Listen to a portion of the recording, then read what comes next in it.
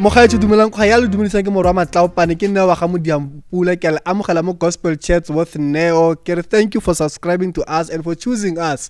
We are one of the best podcasts in South African gospel. Yes, sir. Godsón Zek, as they say, we are back with another episode, and man, we have an interesting guest actually. I'm saying interesting because of firstly the names and the surname. Is it Godson, Godson? Greetings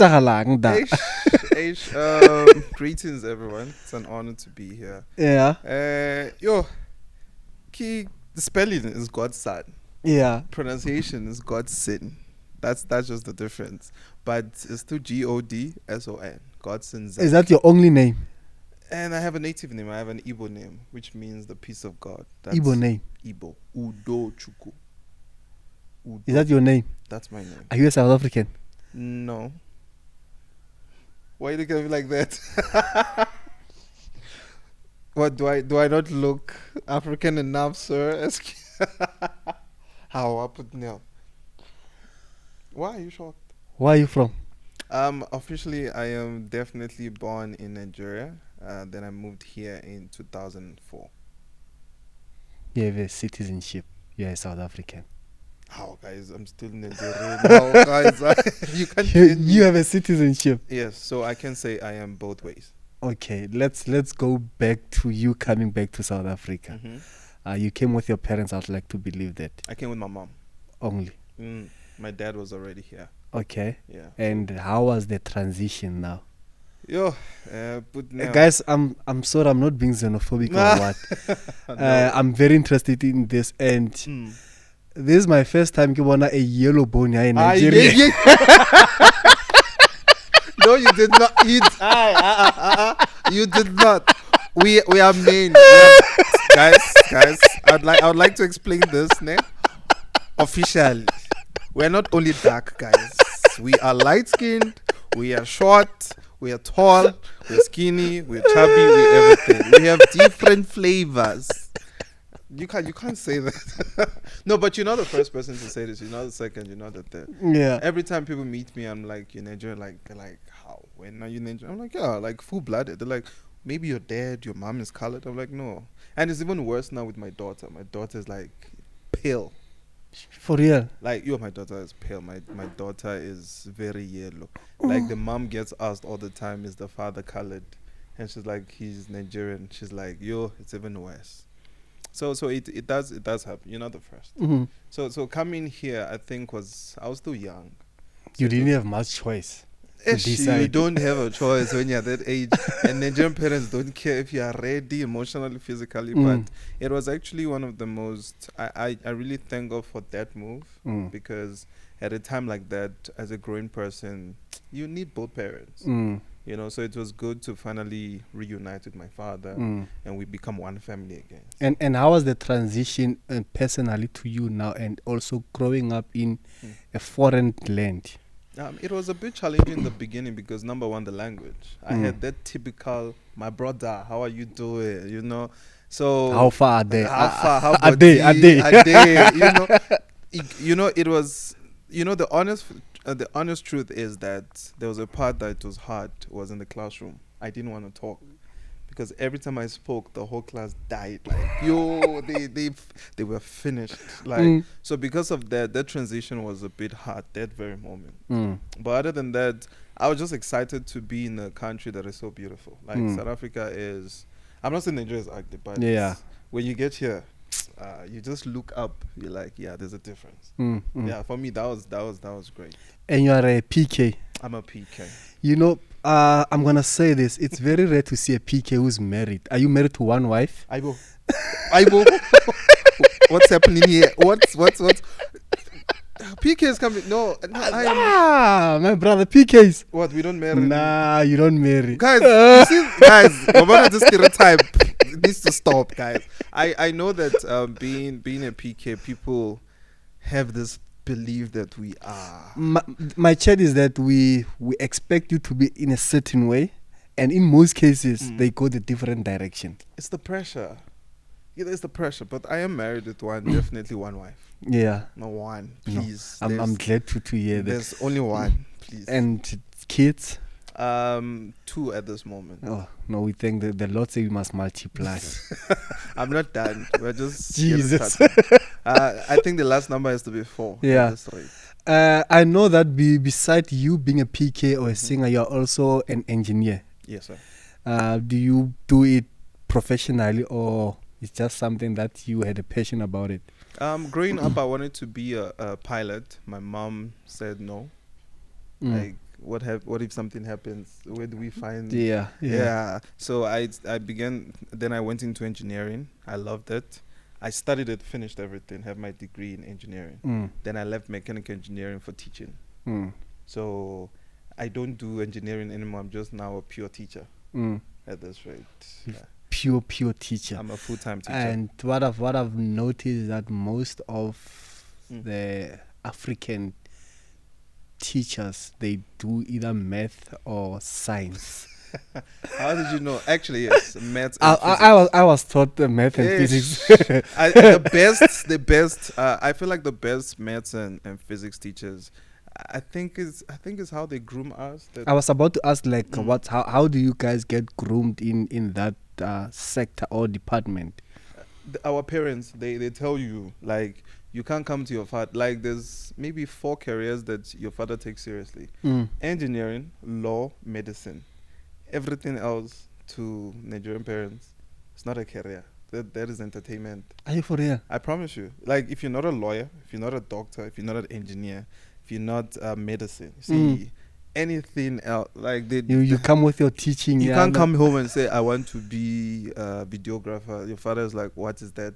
You're like, so you would tell me I sent you to school to walk around with the camera.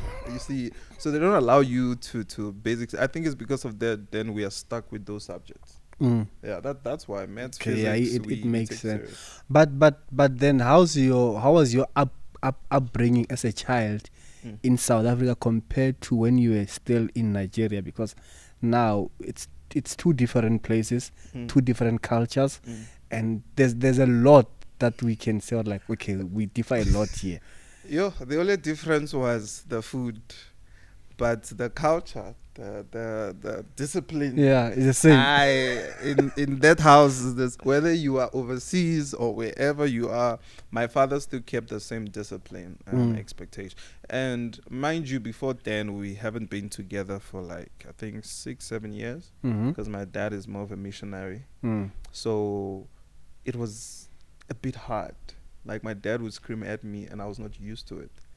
So I would go to my corner like, what's going on? And at church, at the pulpit is a different character. You the same guy. You go to church angry, like, look at this man preaching, but yesterday you broke my heart. Like, it's really, people don't understand it's hard for PKs. Because you can fight with your parents, and on Sunday, everyone is expecting you to smile, and you have to smile, and your father is there preaching, and you have to open your heart. I'm going there, like, how do you now twist your heart, like, man, I need to change, because now you need to talk to your heart again, or like, okay, where do we go from here? What do we do? It's hard. There's no way about it. It's hard. It's like fighting with your partner and then stepping out and smiling for the cameras. Yeah, it's that, those fake smiles. So yeah, it's hard, and I think I've grown now and I'm more mature to understand that he's my father, but he's also my pastor. So I can still serve on Sunday. But the problem is, I think this is the one I think God needs to answer for me. Do I still come home with the same issues? Or because now you are there saying, you are holy Lord, you are holy Lord. And your heart again is, this man broke my heart yesterday. It's really, I think that's where a lot of PKs struggle. It's really hard. And there's no formula for it. Unfortunately, what are we going to do? You can't just abandon it. To date, how's the relationship? You being a PK, him being a father, you're also a musician, and you have your own family, but then under his roof, how's the relationship between you and him? Do you maybe guys make time for each other? Yes, my dad is an African man.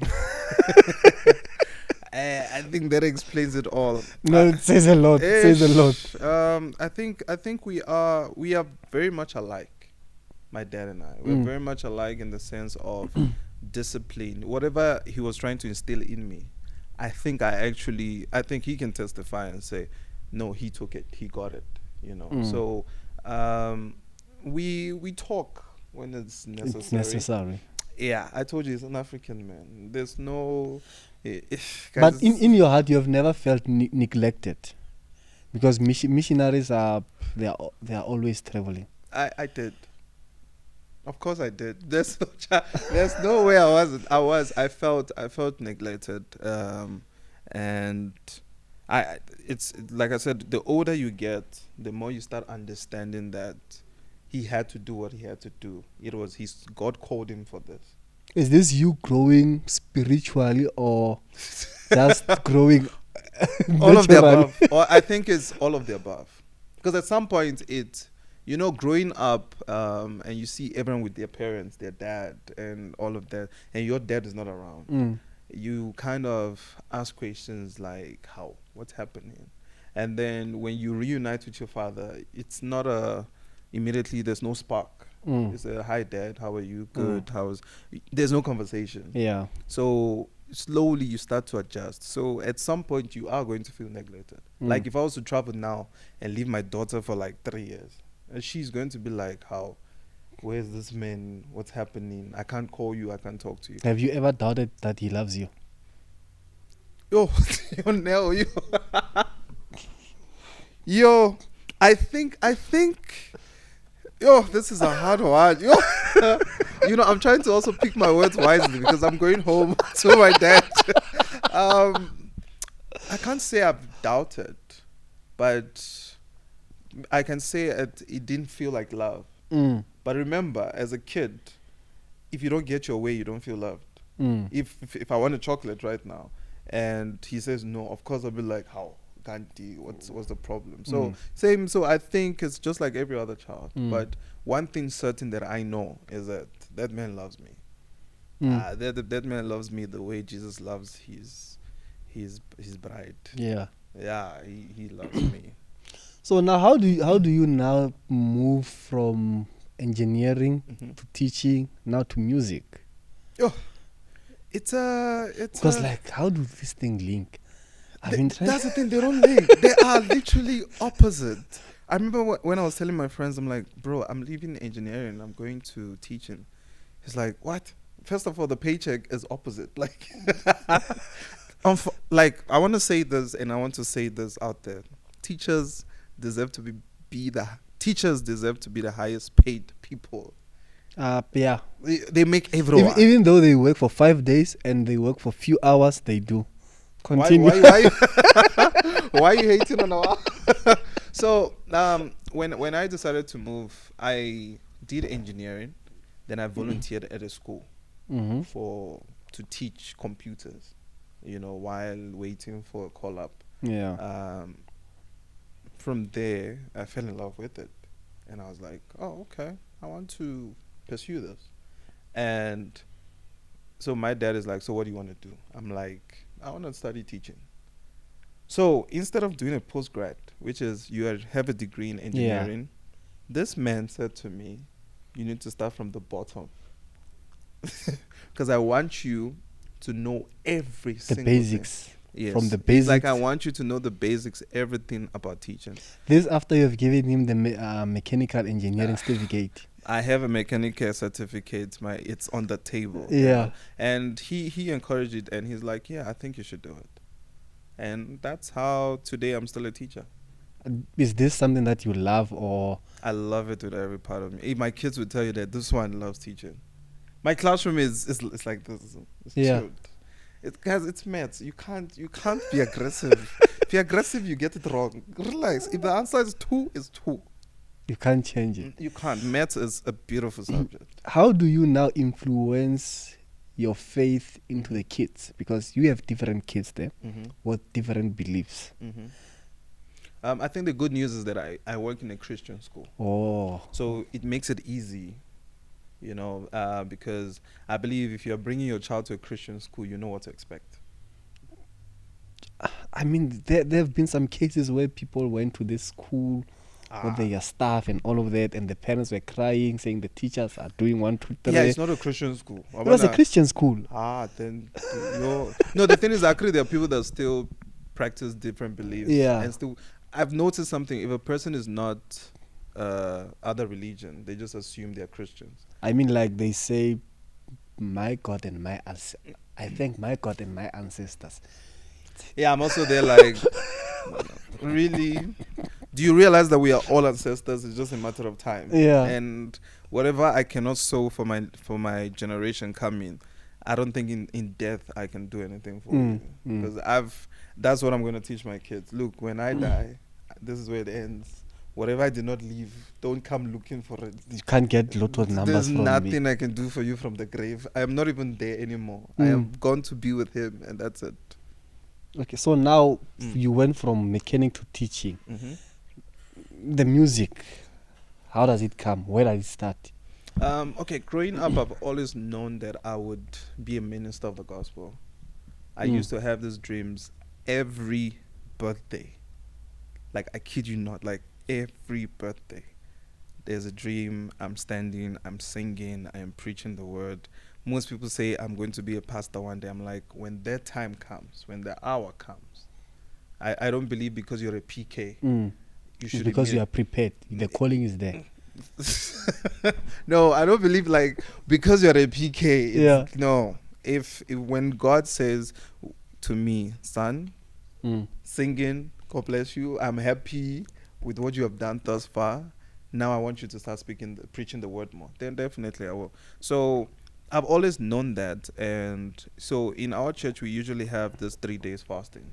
So we had a 3 days fasting, and in the 3 days fasting, this time, I literally saw the Lord say, it is now the time to start singing. Like, because I still sing in the choir.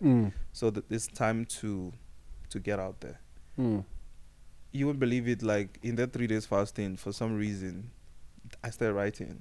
I've been writing before. If you hear the songs I wrote before, you would, Jesus loves me, never doubt me. It was the songwriting was not coming together. No, it wasn't. Because I remember this day I tried to sing it to my parents, and they looked at me like, hi, this boy, I don't serious, you know. But after that vision, that 3 days fasting, I kept writing. I'm like writing. Even to date, I'm still writing. And then that's when I started inquiring, like, okay, how do I become an artist? Because there's a difference between a church singer and an artist. That's two different things. Like, some people think because I can sing in church, I'm an artist. No, anyone can sing in church. Because church is a place where we welcome volunteers. You know? So that's when I started researching, and then that's where the birth of Zek the Journey started. But in that moment, how do you then navigate your artistic expression and what the Lord is putting into you? How do you now navigate the two? I think the way I got to understand it is the way I wrote the song expressed more of what he was trying to say to me and what I've been through.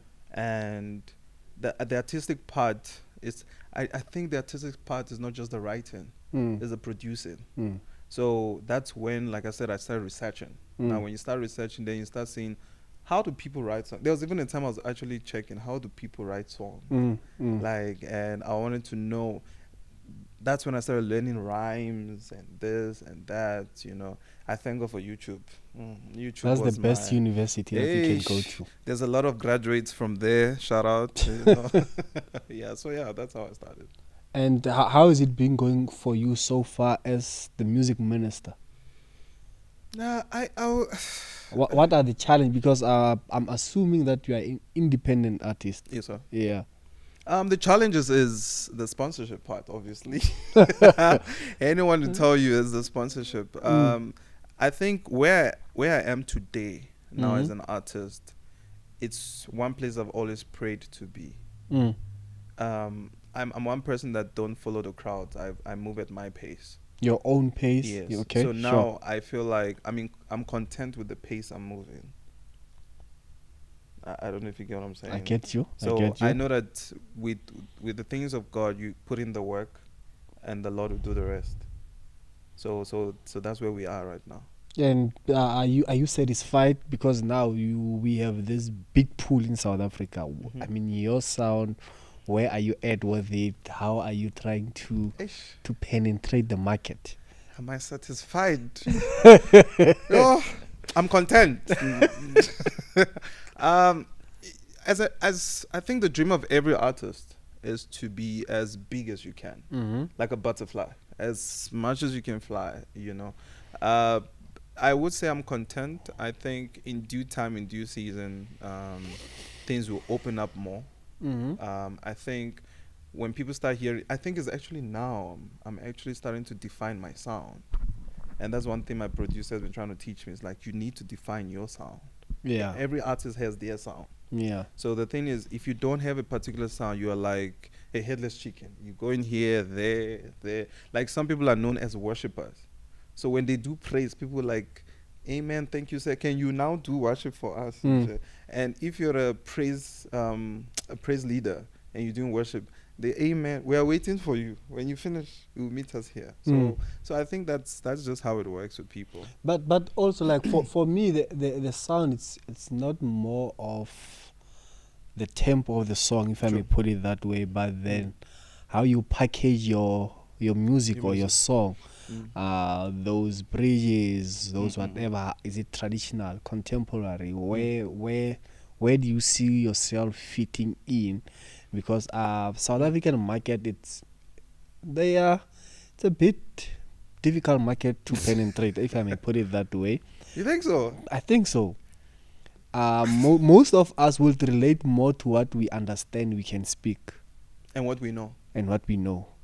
You take which song? Ngeke Ngisuke Kuwe by Once More by Muso Worship. It's a nice Zulu song, which I believe is a big song. True. People loved it, and it's like we can relate to that song. And you are also thinking about Grace Falls Down by Spirit of Praise. The lyrical content are beautiful. Beautiful, but it's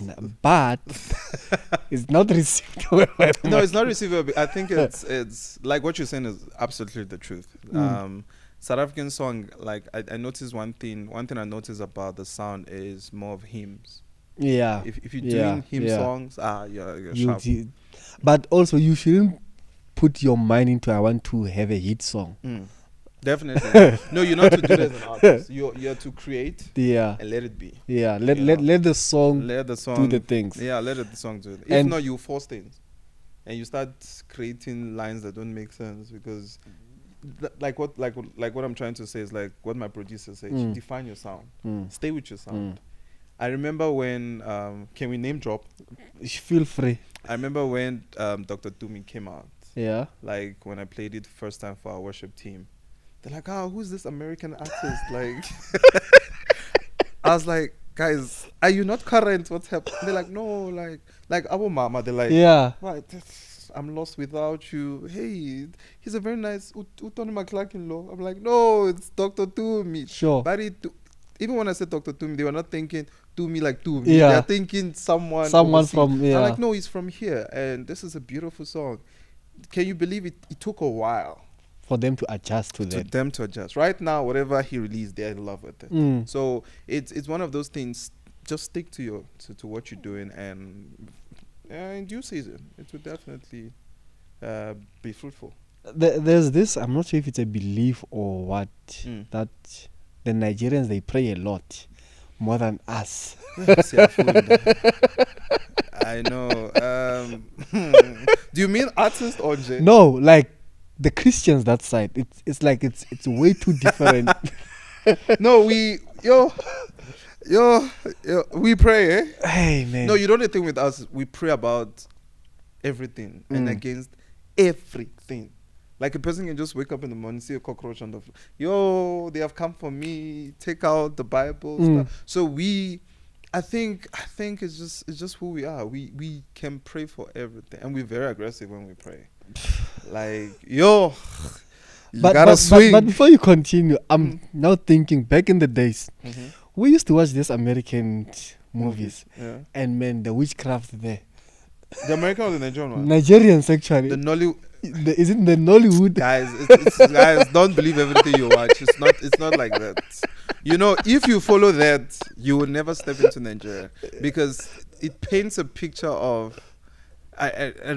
You're not. I get this a lot, even from when I start becoming friends with people. They're like, "Bro, how's the witchcraft in Nigeria?" I'm like, "Bro, you're not asking me the weather, the food, how." But I know, like, it's literally like here in South Africa. Mm. If you go to maybe from where I come from in Taung, they'll say, "Oh, Boloi bako Taung." If you to go say Limpopo, hey Limpopo. Limpopo, exactly. I got that a lot when people are like, "So which side are you from?"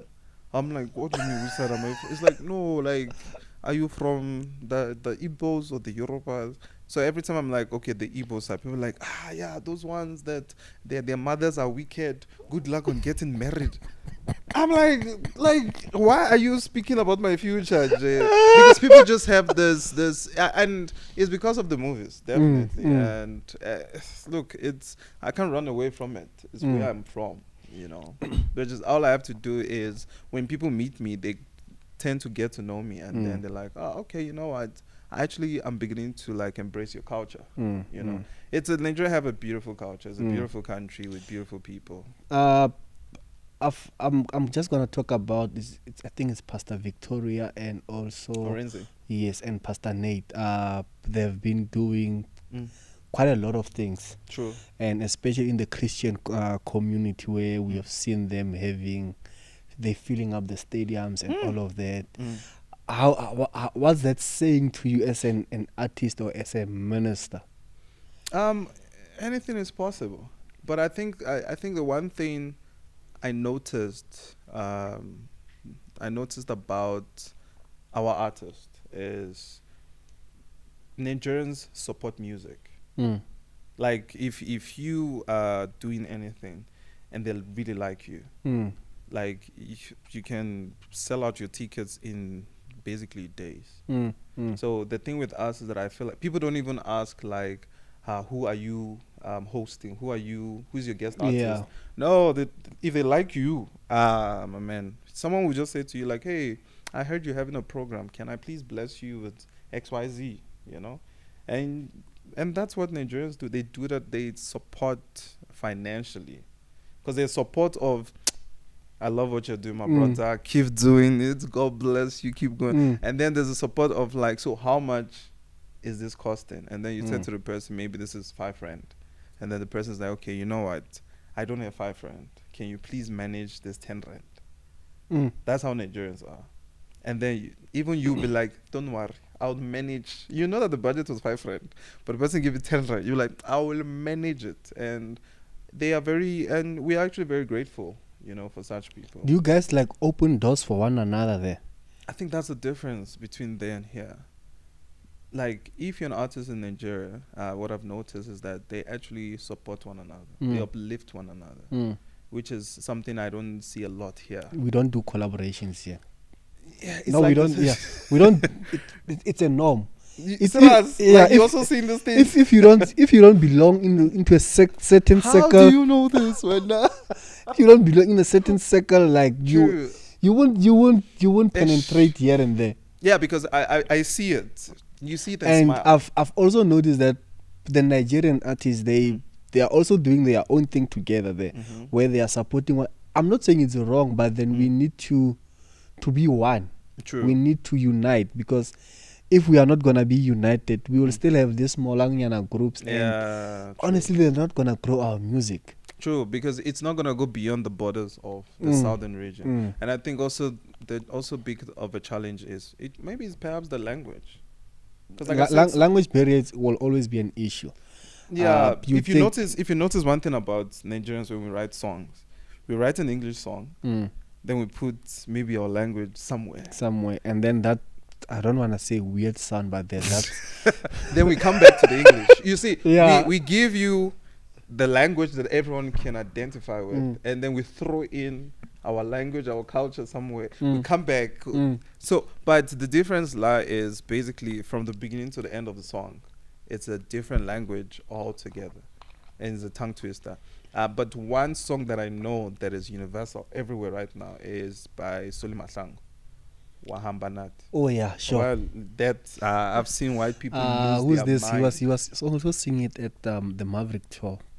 Tim Godfrey. You see, Yeah, even in Nigeria, they sing it. He sang it there. Obrigado is a hit there. Wahamba Nathi is a hit there.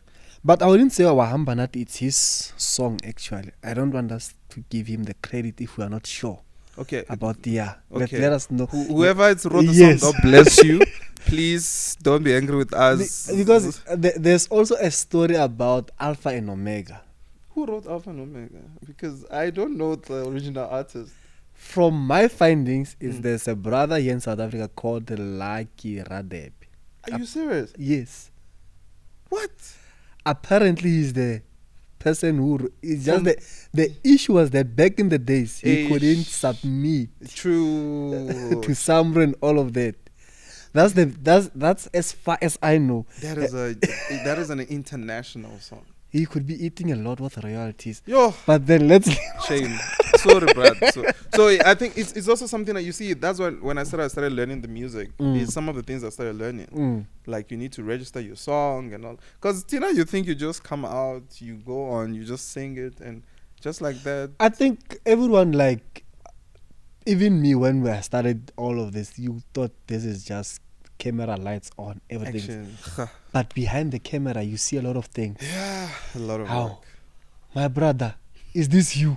It's you. It's me. Oh, it's me. Oh, God. You should try Nigerian food. It's delicious. Man, Nigerian food. Yeah. I've tried I've used to stay with a Nigerian. Are you serious? Yes. In Sunnyside, in Pretoria. I stayed Name? with his name. I want to know. With his name, I can tell you his tribe. I'm not sure, but then he was. Was he light skin? No, he was dark. Oh wow. He was dark. We used to eat a lot of jollof, and also in Boxbeck. I used to stay with this pastor. That's it. It's a story for another day. Okay, Story for cool. another. But No, then that's fine. That's fine. I think for me, how we experience people is different True, also, and True. our experience will never be the same. True. It's also with the girls. Like you'll get this girl with a different history, but then Where's the hell with the girls? Man? Like, guys. no, okay, we are just taking a detour. We are coming back, Lana. Okay. No We are stress. coming back, No Lana. stress, no So, stress. your music career, where are you going? Where are you heading? What's your plan and all of that Okay. Right now I have a live recording happening in November this year? this year. Date, 2nd of November. venue. Wait, let me not mistake it. The Knowledge Base Center, Bryanston, Santon. Okay, So it's not far. It's just Bryanston. yeah. Okay, that's where the money's at. Continue. So it's the Knowledge Base Center. So I'm used to saying we because I don't know. I'm that person that doesn't like using I, me, you. Yeah. So I'm having a live recording on the 2nd of November. Okay. Knowledge Base Center in Bryanston. The theme of this recording is called restoration. So it's called. Let's pause there and focus on restoration. Mm. What is it that you want the Lord to restore, personally, from you and from the fans? Yeah. What did I mean? I believe the word just didn't come from nowhere. Yeah, from Yes. nowhere, or it was just for vibes in J. It's catchy. No, it's not catchy. Your restoration came from actually studying the book of Joel. When you read the book of Joel, I'm not gonna preach now. No, you can preach. Serious? Yes. Hallelujah! Somebody Come on say now. amen. I can see you there, brother. God is saying Touch your something. screen.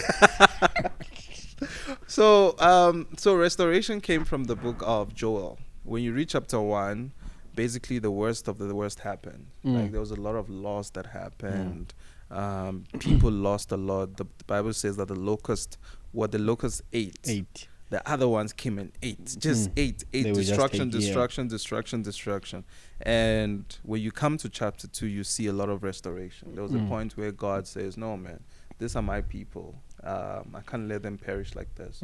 And then he started restoring. He says, so the theme restoration came from Joel chapter 2 verse 25, where it says, I'll restore the years, the cankerworms, and the caterpillars have stolen away from you. So it was a scripture that was just, sometimes I open the Bibles, the pages of the Bibles to where we don't read often.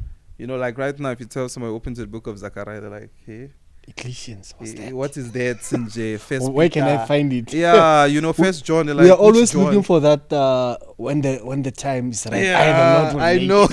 You see, so sometimes I just, you know, page through I'm like, no, this chapter I've never read it. Let me see what it's about.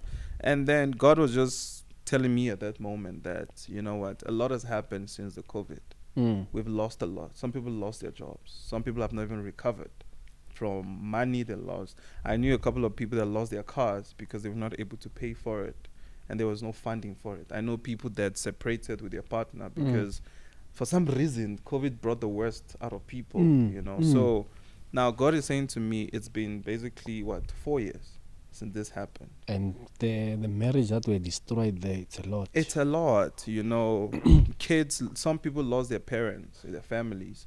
And God is saying to me that, no, in this season that you're stepping into is a season that I want to restore what the cankerworms and the caterpillars have stolen and taken away. Because when you go further into that scripture, then it starts saying your sons will bear dreams, your fathers. You see, it's after you've been restored, you can now step into, now you can see what is happening for the future. So that's basically where restoration came from. And the songs, are the songs ready? Are you still preparing, or what's happening behind the scene in the way to restoration? One thing certain is I'm always writing. I think one of the hardest things, I'm saying this so that you people can hear, is I have a producer that's very picky. Peak in terms of the songs. That man knows what he wants. But it's your music, it's your sound. No, I like to let him express himself. Oh, okay. I feel like as an artist you need to, because if you know, there are times you want to sing a song the way it's in your heart, but musically it does not go any direction. No. So the thing is that we have a very great understanding. So for the songs that we are yet to actually sit down and say these are the exact songs, but we have a sketch of everything. Structure, there's a structure for the songs. They are all speaking about restoration. It's beautiful songs, beautiful sound. Even the arrangement is just amazing. You know, that's why, like I say, sometimes God really connects you to the right people at the right time. If you rush it, you keep getting hurt, because you cannot buy relationship with money. That's not a relationship. That is a transaction. So the moment, so if you meet someone, it's like, okay, look, I want to be part of whatever you're doing. Let's do it together. Because that's the first thing he said to me on the first day. It's like, no, I want us to work together.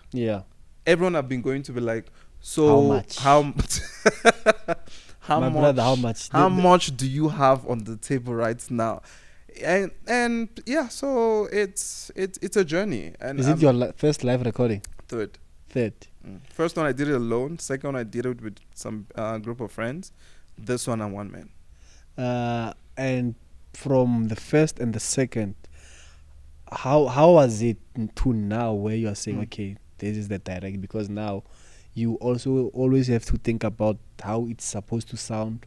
How it's the visuals and all of that. I mean, you need to make sure that there's an improvement from. The first thing is more expensive now. That's number one. The second thing is that I think anyone who listens to me, who has been listening or following me, basically, will tell you that there's been growth. And I feel like as a human being, that's the most important part. Growth is evidence of life. So clearly there's life in this music that I'm doing, because if there's no growth, it means it's dead. So I think one of the challenges I had from the beginning was my confidence. And one thing I thank God is that I'm getting to the point where now I'm bold enough, and I'm actually grateful to God for that, because the growth is fully evident. If you listen to the first song from the first recording, oh God, you know, sometimes you feel like, can I take that song down? But you're like, no, it should be there. Let people see where you come from, where the Lord is taking you. I don't believe in just showing up perfect. Like, this is where God He took me from. You see, when the scriptures say He took me from the muddy clay. Mina, I was the muddy clay. And He lifted me up. And He has not even lifted me all the way. He's still lifting me up. So it's been a good experience. And I really enjoy it. And like now you are based in South Africa, you are in South Africa, your music, are you centered your sound to South Africans, or you are looking at abroad? I, mine is broad, definitely global. So I don't want a sound that says, "Oh no, this sound is just for South Africans." The gospel is for everyone. So the sound also has to be for everyone. Yeah. So because if you can get people who are in France interpreting a song for the song you wrote in Africa, that's a blessing. If you can get people who don't even speak Chinese trying to change things in your song, it means that it's a gospel of the word. Yeah. So it's for everyone. Have you considered going for awards?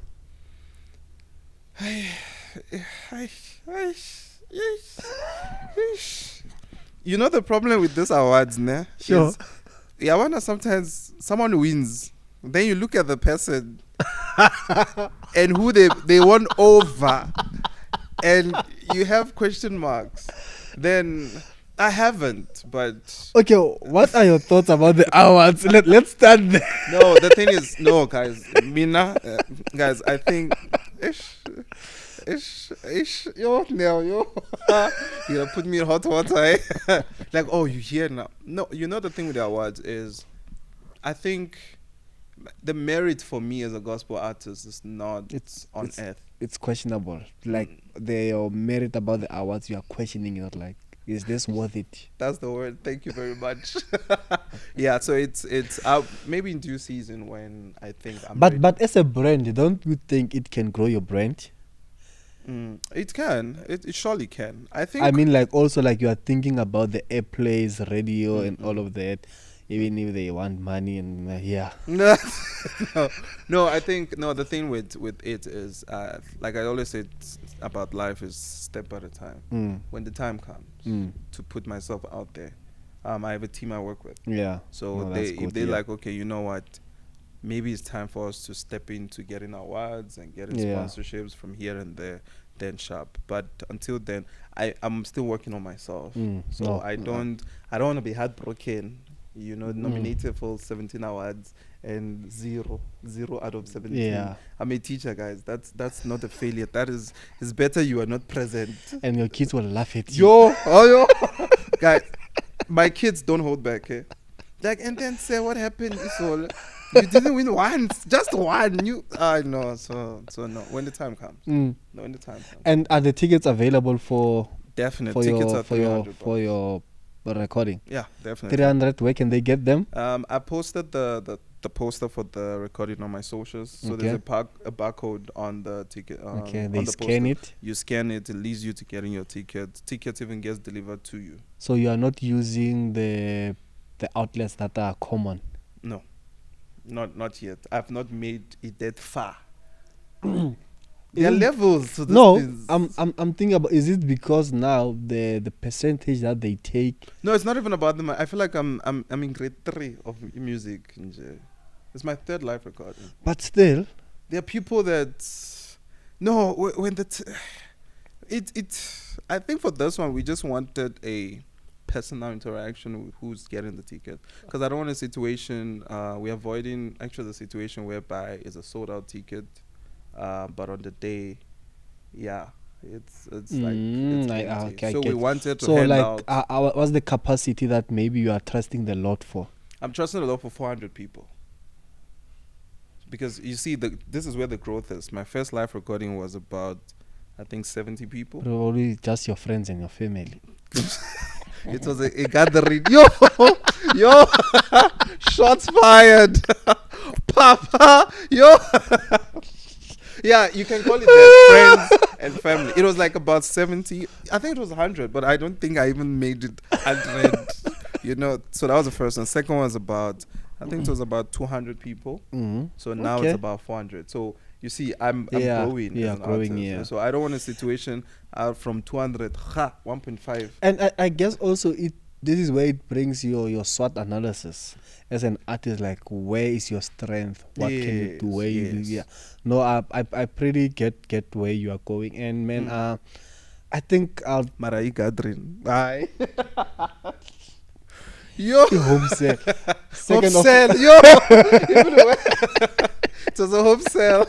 but I Wait think till I think I got it. I'll probably pull through, man. 2nd November. Definitely. I'll probably pull Definitely. through because now I've never went to a full live recording of an artist from outside South Africa, a Nigerian. Are you serious? Yeah, I missed Ovi's recording. I think I had something there, Mhm. and I wanted to attend because your sound is different from ours. Is it? Is It's the a, praise all because your worship is no, worship. the praise The is whole it's thing. the praise is different, and also how you guys are dancing there. Oh, yeah, you gotta get down. You gotta Yeah, get you down. see. Mm. But man, before we close off, Mhm. I'm just gonna take a detour again. Okay. There's been a lot of buzz on social media recently, Nigerians versus South Africa, where how do you feel about that? Because now everyone they are expressing their discomfort. Oh, I knew this question was coming, so I came prepared for it. First of all, I don't like it. Mm. The reason why I don't like is before anything, we are Africans. Yes, sir. Okay, so first of all, I don't like it. The whole I can't say it's beef. The whole animosity. Because like this thing seems like it's a way to come from way back. No, it's deep. It's I don't know. It's I wish I knew like the root of. I think I kind of know the root. Okay, Like please you know, share the light. You know, the thing is, I always say to my Nigerian brothers, take South Africa as you visiting your cousin's home, Mm-hmm. right? Respect it. Mm. When I go visit my uncle's home, I respect it. You Mm. know, you find me doing the dishes. Even my mom is like, he doesn't do dishes at home. This one, Yeah. But, you know, you respect it. You keep it clean. You wake up. You make the bed. Do the same thing when you come to this country. Mm. You know, at home you can do whatever. You know, you can decide to even sleep on the street at home. It's home. It's your home. But understand that South Africa is a country. It has its people. Mm. So when you visit South Africa, respect that. Mm. That's the first thing first. Now, the whole back and forth with it, these are two powerful countries. Sure. Like, South Africa is a powerful nation, man. Like, there's no place in the world that doesn't know South Africa. Mm. Like, just say Nelson Mandela and say South Africa. Oh, South Africa. They know That South one, Africa. yeah. Now, there's no place you go in the world you don't meet a Nigerian. Mm. Any country you go, you don't find a Nigerian. Run. I promise you. So now, imagine two countries that are well exposed. They can take Africa to the world, going head to head and fighting. It defeats the whole purpose. Mm. And the thing I have against it is that some of the stuff is dehumanized. English. Okay, let's leave it. You can say it in Nigerian. I don't even know it in Nigeria. It's actually bringing down the voice of Africa. Mm. You know, like I promise you, it's too. So I don't like it because it's a bad smell for Africa. Because it's two powerful countries. Because I don't think this is something that we can just pray about it or pray for it. The thing with me is I don't think everything is prayer. Some things are just understanding. This is why I say because a lot of time we blame the devil for based things. on our own decisions. The devil is even shocked, like Nifuna, and like yeah. I was not even in the room. It's not even a situation of Job where I was there in God's presence. Like, where did I come in? It's just decisions, and the decisions are very bad. People are making bad decisions and blaming everyone for it. And another thing is I've noticed is that people blame every foreign crime on Nigeria. That's the thing I again, think yeah. If you don't look South African, if you don't look Zimbabwean, obvious. You can be Nigerian. Congolese, Yeah. is Nigerian. So it's just a bad thing for us as a country and as a people of Africa. Because I feel like we can solve everything and we can sit down. When I think about who's this Chidima, like, I'm not gonna say she's a victim or what. I don't know what happened there, but now we are thinking about allegedly the lady that they stole her identity. Where is she? What could she be doing? Because now you check on her social, she's just living her life like it's normal. Chidima. Yes. It still hurts her. Trust me. The social media, at some point, it still bites you. you know. But it wasn't a good time for anyone, for her, for her family. So I think it was her pulling out of the competition was actually very important. I told my wife, my wife is from Limpopo. Ooh. So my daughter is both ways. I told my wife, I personally as a father would not have let it get that far. Because I believe the parents knew. No, yeah. The moment the whole thing started, because the insults were, they were like, there was a time I even had to put my phone down because some of the words that were being said, you know, it's not just calling out the person. It's basically putting shame on the person, you know, and she's a child. The thing is that even till now, we don't know the full story because some XY is not balancing. Yeah. This side is not equal to this side. So I said because what you do on the left, you should do on the right. Do on the right. So sure. I said to my wife, I'm like, no, the thing I would have done the moment those arguments started, I was going to say to her, my love, my nana, my daughter, my angel, my princess, walk away. Because social media can be very toxic. Very... People are killing themselves daily because of social media. Do you get criticized? Who, me? Yes. For where I come from? No, for your own music. Yeah. I think one of the biggest criticism that I got was the beginning one. It still stays with me to today. Where a person said to me, yo, they said to me, actually, I can't buy this trash. Why are you laughing? You're laughing at my emotions. No. This is bad. So that, you see, that is one thing that it bite me to the point where I was like, you know what? I will only put out something that I feel that is excellent. There's a song I did with my producer and he felt that this song is good. Let's put it out. We're going to do that at live recording. It's called Seasons. He's like, no, it's fine. I'm like, no. There's something... You know, you feel like I can do better than this. Yeah. You know, and the same drive he has, the same driver. He will also say like, this one, it's not red. You still need to work on yourself. So for that, I was like, no. So those words made me, you know, to become a better. So it was a constructive. At that point, I don't think the person was saying it for that. Because also when you are reading a text, the tone again. No, this is not a text. It's a phone call. Ooh. And the thing was that they were not talking to me. They were talking to the person who was calling them for something about the whole thing. So he didn't know I was there in the room. Like, and I was like, I literally, and she looked at me and she's like, sharp. I'm like, yeah, get sharp. That's painful, but it made me understand the importance of mixing and mastering, you know. So yeah, that's why we are here today. At the end of the recording, what's one thing that you wish the audience could live with? That's a good question. Yeah, nah. There's so many things. I'm trying to make it into one. I think the one thing I want people to get out of this recording is to come out restored. It's nice to give a live recording a beautiful name. Restoration, renewal, the night of worship, devotion to God. But the question is, do people leave there feeling restored, feeling renewed, feeling like, let me go devote my life to God? So it's not, the music is beautiful, but the message is the most powerful thing. You know, it's not about, the music is just the ambience, you know, let's get into his holies of holies, but the message. So if anyone comes out of there, they don't feel restored by God, not me. I mean, I'm just a vessel, just a container.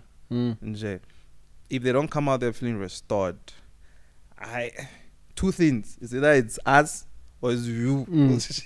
You did not open your heart to receive from God. But yeah, because sometimes we need to go into to throw everything onto him. Yeah, that's those anxieties, depression. Been there, so I know. Financial, like you need to just let it go and open up your heart, because now, how can God give you a new heart if you are not willing to? That's the problem. We don't give all. We reserve something. Yeah, we are just half. Yeah, I've been there. I know the stress. Depression. No, man. Real. I can make a plan for this one. Yeah, we feel like, yeah, that's the problem when you start having your own plans. Because we pray for blessings. God bless me. But the question is it in the will of God? No, the blessings are conditional. The blessings is car. If it does No, not Christians they don't want the condition. the blessings are a nice house. No, we don't want the condition. They don't know the responsibility to take care of the house. You check Matthew. It says seek him first. Seek first. No, we don't seek him first. We want everything, and then that's when you can seek him. Anyway, out of convenience. who are your team members for the recording? Please elaborate. Team members as in band and the BVs, or you still need to sit down and work. That. Okay, so I left everything to the producer to choose. Yeah. The people he wants to. But there's guest artists we are going to have. We're still finalizing how many guest artists we want because we're just doing solid 10 songs. 10, yeah. We should be done by 8 if we're starting at 6. Aibo. 4 o'clock. 4. We are starting, red carpet is at 4. We're starting at 5. So we should be done by 8. Anyone that knows me knows 5, it's 5 o'clock. Well, one of this thing by 5 o'clock, then 5 for 6, yeah. 5, they start at 9, 4 hours. I've gone to shows where you start like 4 hours later. Yeah. I'll be frustrated. I know those shows. Yeah, but you paid for your ticket. I'll sit there.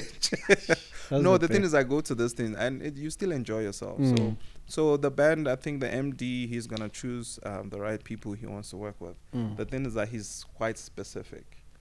About the music. The music is quite specific who he wants to work with. And look, I'm an artist. My job that day is to minister the word. You know, everything else is just decorations in the room. The most important thing is to focus, get the message from God, deliver it to God's people, and people to, receive God's word. And also, let us pray for the word-based songs. Yeah, that is it. That's that. If my writing is word-based, because I don't sit down and say I want to write a song. I usually get them during prayers. There's a song I got during fasting, which is actually my producer's favorite song right now. I got that. I was fasting because I fast once a week. So I got that during the fast. It's like, this is the one. This is restoration. So songs are word-based, definitely. I'm just quite excited because it's groundbreaking for me. I feel like this is it. In conclusion, you need to accept the calling. Which calling? Wait, to be the preacher? Yes. No, when the time is right. It's there. How do you know? No, I'm just going to leave. Are you prophesying to? I can go deeper than that. Go deeper, Papa. No, it's when the time is right. Yeah. Everyone says that. I don't know why everyone is saying. No, this is literally what I've said. Like you have this pastoral way. I don't know how to put it, but yeah. Can I tell you a funny story before we close? Okay. Some guy, I don't know this guy. Yeah. I go to the gym. I'm doing my workout. He comes to me. He's like, "Hi, how are you? Good." We talk to like, "Hi, bye." You know the gym you see. Yeah, that's how literal. He shakes my hand. Like, "How are you?" I'm like, "I'm good." He shakes my hand. He's like, "So what do you do?" I'm like, "I'm a teacher." So I ask him, "What do you do?" He's like, "I'm a soldier." I'm like, "Wait, am I safe, Nj?" Yeah. Because he's never walked up to me and be like, "How are you, Yeah. sir?" He's like, "You're going to be a pastor, ne?" I'm like, "How do you even know anything about this?" So I have a friend. His name is Junior. Junior is like, "I told you." He can see it. No, like it's there. It's there. But in that sense, don't scam our people. Grasses and stuff. No, don't worry. I am fully groomed. The word of God says, "My people shall perish because of lack of knowledge." True. And in South Africa, we are still battling with such issues where we are seeing people eating grasses and all of that. So let us. It's because we are mixing. Yes, let us preach the gospel. Please, I want that. I would love a country that does that. Yeah, I think eventually we'll get there. But then from me and the team, thank you, man. Thank you so much. You are our first Nigerian guest in the podcast. Shout out. So I just opened that door. Yeah, you just opened So the get door. ready, Like, they are coming. they are coming. We are also going that side. You are definitely. Please let me know when you. I would love to host you. Ah, man. Lagos, Abuja, and my village. Yeah. If you are brave to go to the village, you are welcome. It is always nice things to try life, Nje. This man is. No, definitely. Yeah, definitely. but jokes aside, man, thank you for pulling through. Thank you. I think we just had we haven't really spoken a lot, me and you, but then when I saw you outside that, like, it was yeah, definitely. But I enjoyed the chat and enjoyed getting to know to you guys. 2nd November, the venue, knowledge based in Bryanston Center. Tickets how much? Tickets are 300 tickets. Go your social handles. Godson Zek _ Just check Godson Godson GODSONZEK _ everywhere. You'll Twitter, get the link there. Yes, sir. And let us support, man. Let us be one. Let us be united. Please pull through. From Namorama Taopane Mokalo Beneva Hamudia Pulakari until the next episode.